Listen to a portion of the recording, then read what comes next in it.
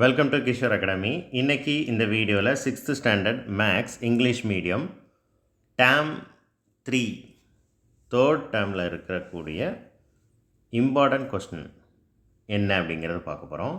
Exercise 2.1ல் question number 8 அதில் first சப்டிவிஷனும் last சப்டிவிஷனும் என்ன அப்படிங்கிறது என்ன செய்ய போகிறோம் பார்க்க போகிறோம். எக்ஸாமினேஷன் பாயிண்ட் ஆஃப் வியூவில் இது ஒரு முக்கியமான question. So last year question பேப்பரில் கேட்கப்பட்ட கொஸ்டின் 2024. நம்பர் 7க்கும் 10க்கும் நடுவில் இருக்கக்கூடிய இண்டீஜர்ஸ் எதெல்லாம், அதே மாதிரி -5க்கும் 0க்கும் இடையில் இருக்கக்கூடிய இண்டீஜர்ஸ் எதெல்லாம்.